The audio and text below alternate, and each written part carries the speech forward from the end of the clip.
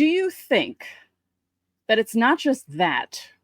Do you think it's also the fact that he was highly touted and people still have it in their mind that every shortstop needs to be like Derek Jeter or even Didi Gregorius at this point?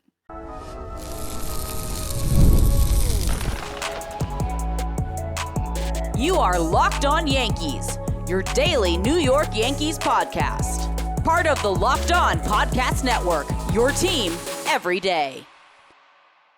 Welcome to Locked On Yankees, which is part of the Locked On Podcast Network, your team every day. Thank you for making us your first listen every day. I'm Stacey Gotsulias. I've been hosting Locked On Yankees for 7 years, most of Aaron Boone's tenure. It's been a grand old time. Love talking about him every single day on this show. Today's episode is brought to you by Gametime. Download the Gametime app, create an account, and use code LOCKEDONMLB for $20 off your first purchase. With me, as usual, my co-host, Brian McKeon. Brian, tell the newbies all about yourself. Yeah, I'm a big Yankee fan, and I'm grateful for an off day on this glorious, we're recording on a Wednesday, but glorious Thursday, that we don't have to watch Yankee baseball for 2 days, so we can get back and get ready for the stress to continue until October. It's been a nice respite, reprieve, whatever the words are, for the little bit of a break that we're going to have these next 2 days. I'm enjoying them very much. Yeah, I'm good with it. That we could do this more often, I think. There should be an all-star game like once a month. Yeah. Before we get started, don't forget, subscribe to Locked On Yankees on whichever podcasting platform you prefer. Subscribe to our channel on YouTube. Like our videos. Hit the bell so you're notified whenever our videos go up. And if you're on TikTok, we're there at LockedOn_Yankees.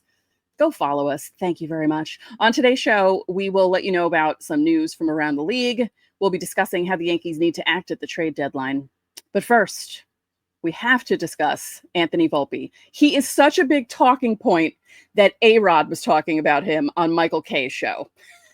Yeah, well, see, this is what happens, right? Every couple of years when the Yankees struggle, generally during the swoons, but even when anything struggles with the Yankees, Yankee fans tend to pick a specific player they don't like and attach him to all the team struggles. And this is not excluding Anthony Volpe from what's gone on with the team. They've played poorly and he's played poorly. Those are two separate things.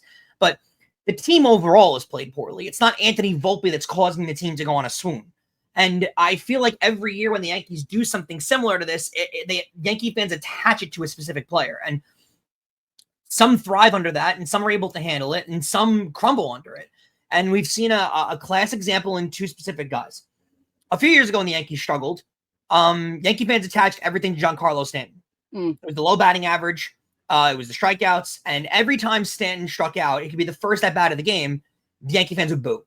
Relentlessly. Boo and boo and boo. And all the problems the Yankees seemingly were having as a franchise were all attached to Giancarlo Stanton. His contract is too much. He strikes out too much. He can't play the field. There was a million excuses for why Giancarlo Stanton was a problem. And then you saw what he did in October last year, or 2 years prior to that, and you sort of forgive Stanton. And you remember, this baseball is a sport of failure, and it's very back and forth, and this kind of stuff happens. Stanton's a guy we've learned as New Yorkers and as Yankee fans, is a guy that's very, very remarkably mentally tough, especially a guy that came from Miami, Stacey, where there's not a lot of pressure on a team like that. He is remarkably built for New York. He is perfectly built for New York mentally. He handles it all perfectly. A guy that wasn't built for New York perfectly, and a guy who let the pressure get to him and let the bad negative attention get to him, Gleyber Torres. You're seeing this year, he led off the All-Star game for the American League this year, Stacey. And he came up with the Yankees as a top-tier prospect, and we saw him hit 38 home runs and hit 310 most of that year. And we saw him really blossom into a really good baseball player. And then we saw him, because of fan criticism, completely fall apart. It leaked into, remember, they tried him at shortstop. He played poorly at shortstop because it wasn't his natural position. So it went to the bat. They started booing him in the field. They started booing him at the plate, and it all crumbled from there. And really, his Yankee career went downhill from that spot on. And could Gleyber Torres have been more mentally tough? Absolutely. But Yankee fans definitely contributed to him just falling apart in New York. Another guy, Sonny Gray. Stacey, when he got over here in 2017, the deadline, he was really good into the postseason. And then 2018, Yankee fans attached the poor stretch they had in that year for a little bit to Sonny Gray pitching poorly. And then every time he took the mound, it was booze, booze, booze. This can really affect a player, especially a young player. And I think it's time that as a fan base, We acknowledge that Anthony Volpe is 24 years old, and that Anthony Volpe is also a very young, budding prospect who's going to have ups and downs, and we need to allow this to have time for him to build himself into the baseball player that we all think and hope he can be, not boo him and attach him to 2025 struggles. I think that's the problem that we're having as a fan base right now. Do you think that it's not just that? Do you think it's also the fact that he was highly touted and people still have it in their mind that every shortstop needs to be like Derek Jeter or even Didi Gregorius at this point? That's the problem. Doublefold. There's a lot of things to answer in that question. He's basically, I know by a technicality I'm wrong here, Volpe is basically the second shortstop since Derek Jeter. He's the second guy that's played full-time consistent reps since Derek Jeter. There's been other guys, multiple seasons, and Troy Tulowitzki named. There's been also guys that have played shortstop, but he's the first one that's been the Yankee shortstop since Derek Jeter.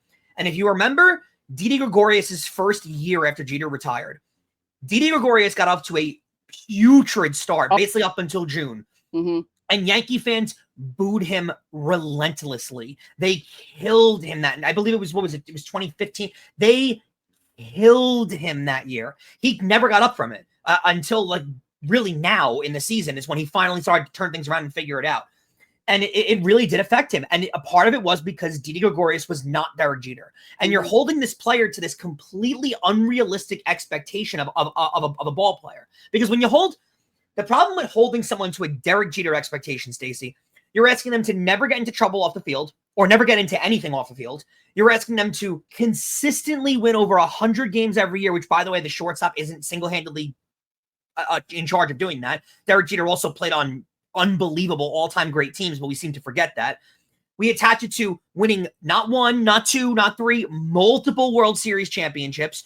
We attach it to all these great things that Derek Jeter is one of the top 3 shortstops in the history of baseball. You can't expect the next guy to be that. So your point is great on Yankee fans are still so attached to Jeter that they think that this highly touted prospect coming up is, and he's from New York. He watched Jeter, so Volpe gets the Jeter expectation because he saw Jeter his whole life. It's a lot on this kid, and you can't expect him to be a clone of Derek Jeter because, quite frankly, who is that right now?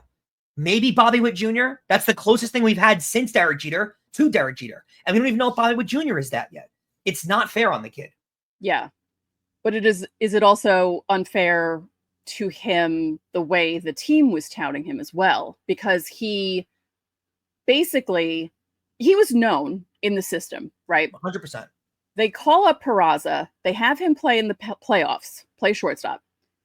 Then in 2023, they decide to have a battle between Peraza and Volpe in spring training. Volpe, who played how many games did he play in AAA? Like 10? Like it wasn't even. I think it was 8 games. Yeah, it was not a lot. He did not have enough time in AAA. He impressed them in spring training, and then they decided to make him the starting shortstop for the Yankees. Now, do you think that part of this is the fault of the Yankees and that he probably needed more time in AAA?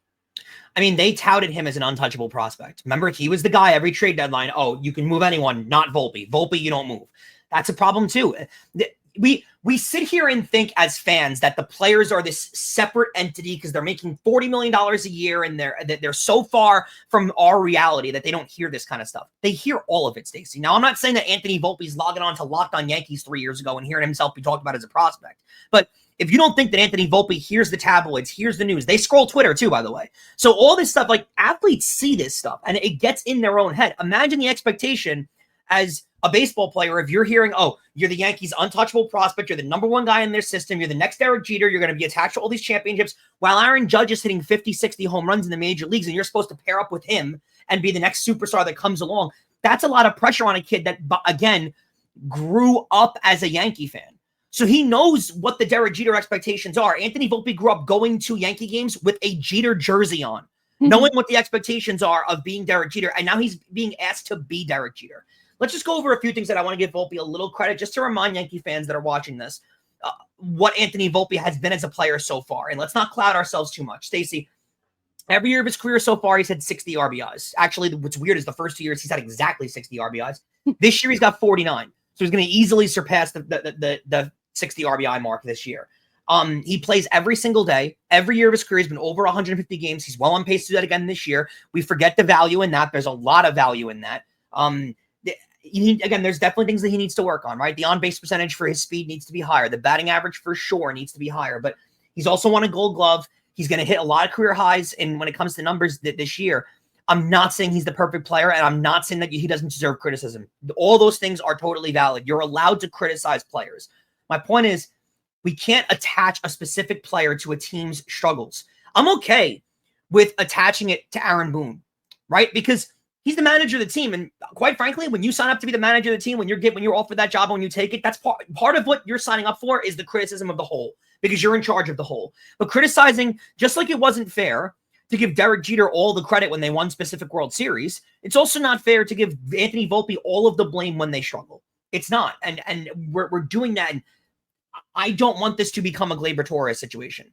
But it was pretty clear and evident last year, Stacey, that Gleyber Torres was going to leave because he had to leave, because it was not going to get better from here with him in a Yankee uniform. And that's really unfortunate because they gave up a lot for him. He was a top-tier prospect. They really believed in him. And at the start of his career, how could you not believe in what he was becoming? And that's really unfortunate. And I think a lot of it had to do with Yankee fans destroying him. Sonny Gray leaves New York, becomes a Cy Young candidate. This kind of stuff can happen to a player, and you don't want to do it to Anthony Volpe. Right. Let's read the last bullet point that you have in segment 1, just in case people didn't hear about this. Yeah, so this was announced on Michael Kay's show. I want to give him credit for it. He was in the scrum in Citi Field during that series where they played the Mets, and Meredith, this is right after the game where Volpe made a crucial error. And Meredith asked Aaron Boone, which is a completely valid question, if Volpe's struggles at the plate can be attached to his fielding issues lately, which obviously they are. That would make a lot of sense. Yes. It's a very valid, and quite frankly, Meredith should be more ashamed for not asking that question if she didn't ask it than for asking it. It was a perfectly valid and appropriate question to ask in that moment. And Aaron Boone shrugged his shoulders and sighed really heavily and responded with, come on. He's great out there. He's elite. And they said, okay, great. It's an expected answer out of Aaron Boone. Anthony Volpe's a great fielder, all that kind of stuff. We kind of knew we were going to hear that. Apparently, as soon as the cameras went off, as soon as people dispersed, as soon as the media walked away, he looked at Meredith and said, come on, he's bleeping elite. And it's just, and Michael Kay, who knows Aaron Boone personally, was okay with reporting that on his show. And I think that shows, the frustration that this is all getting to Aaron Boone. But I almost don't know if that's a wanting to give Volpe confidence kind of thing, or he just can't help himself but to just pump up his players no matter what's going on. Right. I do think it's a concern, though, because, I mean, there's double fold. I don't want to kill Anthony Volpe too much, but I also don't want to make him feel like, oh, this is okay play. He knows this is an okay play, but why are we letting him feel that way in the middle of a press conference? Just a little strange. Right. All right, don't forget, subscribe to the channel, hit the like button on our videos, hit the notification so you know when our videos go up. You can also join the Locked On Yankees Insiders Club. The link is in the description.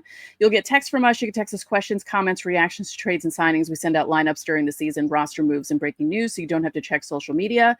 And I came up with a few new exclusive perks that I'm thinking of starting in the next few weeks, but you can only find out about them if you join the Locked On Yankees Insiders Club. That sounds a little spicy, I'm not going to lie. There's a 14-day free trial. Coming up, the Yankees need to be the Yankees at the trade deadline. We'll discuss what we mean next. Well, guys, we've all been there, logging on early and waiting forever for concert tickets to go on sale, only to lose your spot for a show that you've just been dying to see. Live music should always be about making memories, not dealing with the stress of ticket shopping. That's where Gametime comes in.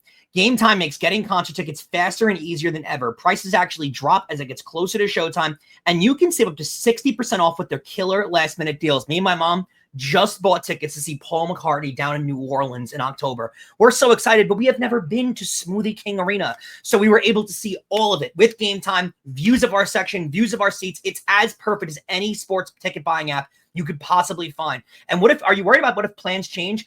Gametime has a guarantee that has your back with cancellation protection and more. So guys, take the guesswork out of buying concert tickets or show tickets with Gametime.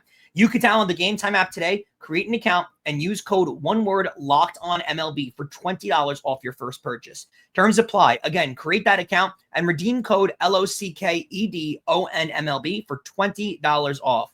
Download the Gametime app today. Last minute tickets, lowest price, guaranteed. So every week we have Fan Mail Friday. You guys ask questions, we answer them. And if you're not a Locked On Yankees insider, this is how you ask us questions. You go to our channel's page on YouTube, you click on the post tab, and you will see the latest post where I have written, leave your Fan Mail Friday questions here. Last week we had 11. Let's see if we could break that record this week. Deadline is Thursday, 5 o'clock Eastern? Yeah, Eastern Daylight Time. Yes, exactly. So you titled this on the side of our little show background over here. The Yankees need to be the Yankees at the deadline. And we also titled that in our rundown. And I have a take on this. The Yankees, to me, need to be bullies at this trade deadline. Scare the rest of the league. Make every other team in the league, specifically the Detroit Tigers, sit back in their seats and go, oh, bleep. Because that's what the Yankees need to do. There is a legitimate opportunity here, Stacey, as poor as they've played, to go win a World Series. There is. There's one team, I think we've seen enough baseball this year, where we can divulge who is who in the league right now. There's one team that I'm honestly scared of in the American League, and that's the Detroit Tigers. They have a really complete team, and they have a lot of money to spend, so there's probably a good case to make that they're going to add.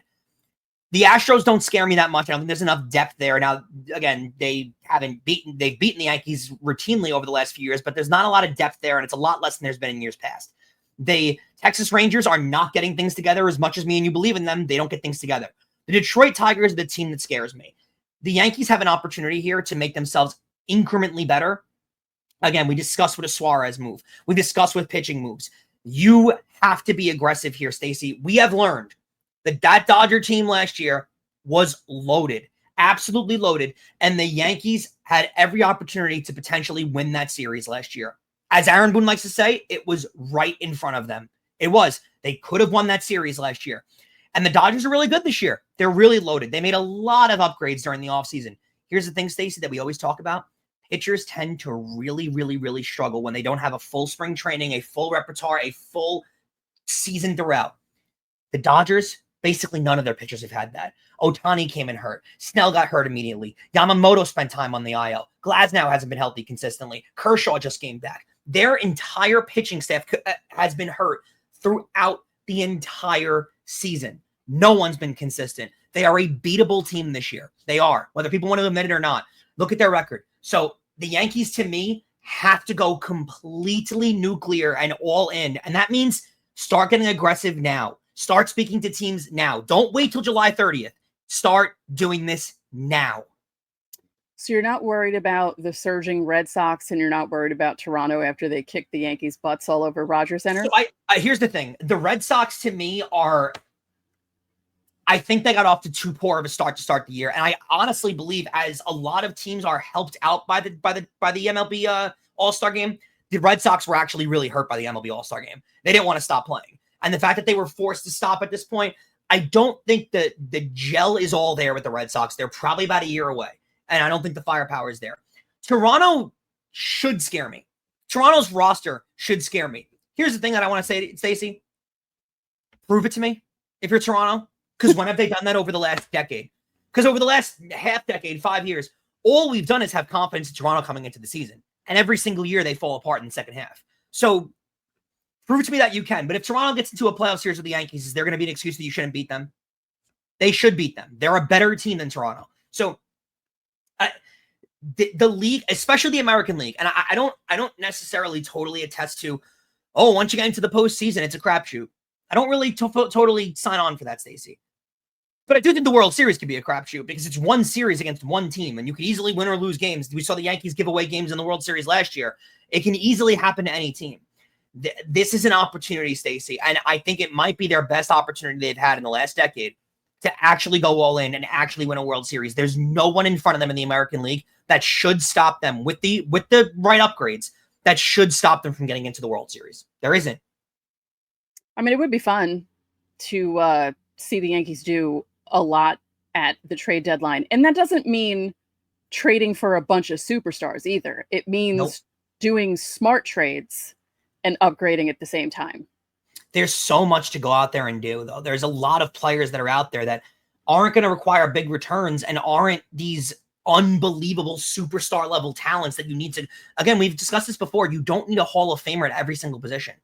You just it would need be nice, but it's not necessary. It would be wonderful. But a team that gels properly is like the team that wins. More often than not, Stacey, it does happen from year to year, but more often than not, the better roster, the best team that's in the postseason doesn't win the World Series. More often than not, that's the way it happens. Last year it did happen, but not every year does the best team win the World Series. So you don't need an outstanding star-studded team. I'll say this before we close. I want to ask you, who's the top priority they need to go acquire in the trade deadline?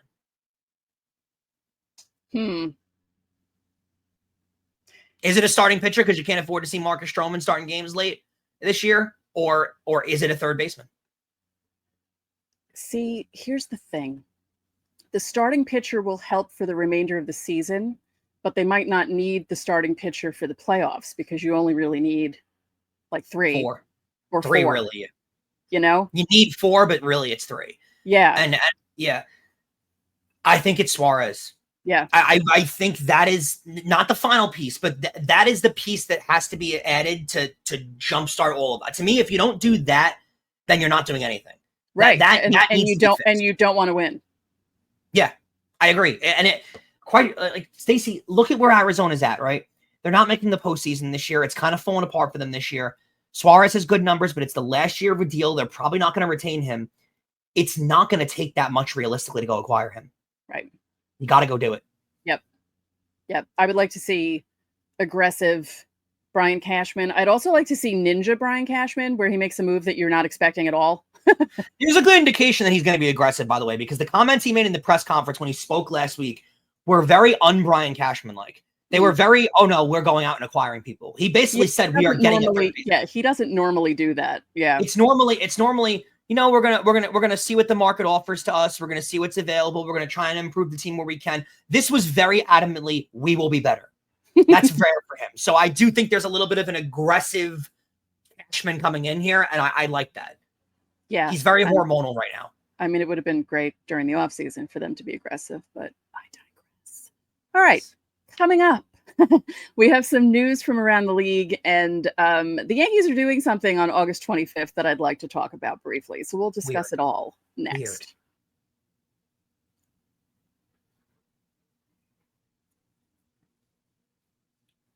So, guys, not only do we cover your team every single day, as you see on Locked On Yankees, but now we're giving you instant episodes after every single game of the year. You can catch Locked On Yankees Postcast. That's hosted by Jay Berman, and it's right here on the Locked On Yankees podcast feed. It's also streaming on our YouTube channel. You can get rapid reaction to all the biggest moments with the Locked On Yankees Postcast. So, Stacey, let's start with the Yankee stuff first, because this is just such a weird promotion. You want to tell us what it is? I don't get this. So it was announced early on Wednesday that the Yankees are honoring Hamilton for their 10th anniversary, I guess, of the show starting. And they're going to have Hamilton Cap Night. It's Monday, August 25th at 7:05 p.m. That's the Nationals against the Yankees. That happens to be the night before my birthday. They're going to have performances also from some cast members from Hamilton before the game, I'm assuming, because I don't think they're going to break into the middle of the game and start singing. What's the song? The shot song. I can't think of the name of it, but yeah. Or, you know, King George isn't going to come out and start singing You'll Be Back. You never know. You never know. But what do you think? I'm going to put the image back up. And if you're not watching, it's a regular Navy Yankee hat. The interlocking NY is gold, and then it has the Hamilton logo on the side, which is basically Hamilton standing on top of a star in gold. I kind of like the hat. I don't think it's a bad hat. I do. I kind of like it too. Yeah, it's a nice hat. I don't get this. Like, I don't get the attachment. Also, most normal people weren't able to see Hamilton on Broadway because the tickets never went down past like $900 a seat. Yeah, I don't get it. Like, I don't like. Why are we? Hamilton was really big like 10 years ago. Like when it was Right. first on Broadway and everyone wanted to be there. Is Hamilton that big now? I don't think so. And I'm trying to think of like I don't know. I know people who um have seen it multiple times. Oh yeah, they're super fans for it. I'm Yeah. aware. Yeah, it's wild. The song is My Shot. I couldn't think of I'm picturing Lin-Manuel Miranda singing Miranda. it, but I I couldn't think of the lyrics, but something something something My Shot. That song. So if he comes out and sings that between innings, that would be pretty funny. Yeah, I don't think you're gonna see him there. I think it would be rare if he showed up at Yankee Stadium on Hamilton night to sing. Is it Hamilton night or is it just a promotional thing? Well, like I said, people from the show are going to be performing, so who knows? That's pretty cool. Stacey, if you'd like to go see Hamilton this Friday night, me and you can go. We can go hang out. We can go to Gametime and we can get tickets on Gametime to see Hamilton. I will not be treating though. I'll tell you that right now, because the cheapest seat on Gametime to get in is $727 to go see Hamilton on Friday night. So stretch those credit cards if you're willing. But if you use code LOCKEDONMLB, you can get $20 off your first purchase. So if you're looking to go see Hamilton, there you go. You could probably get into the Yankee game on Hamilton night though for $20. So spend accordingly. Yes. I want to say this, speaking of money and people getting their money, Stacey, the Texas Rangers gave Nathan Eovaldi his All-Star game bonus without him making the All-Star game because they said that he was deserving and he had a great year. He has had a really good year. So they gave him his bonus. That's a really cool thing. It's, a couple of teams have done this for their players. I kind of like that. Yeah. All-Star bonuses. Weren't we talking about that last week with a certain person? Yeah, I want my All-Star bonus, by the way. There's no locked on All-Star. Yeah, why didn't we get an All-Star bonus? Yeah. It's kind of it's we got to discuss these things with someone. Other news, Major League Baseball approved the Tampa Bay Rays, who were just sold, to play all of their playoff games. Now, it was previously approved before the regular season began that the wild card round, if they made the postseason, would be played in Steinbrenner Field. After that was to be determined. Well, Major League Baseball has approved that every single playoff game the Rays have at home will be played at George M. Steinbrenner Field. That is insane to me because you could potentially have a World Series game now played in front of 13,000 people at Steinbrenner Field.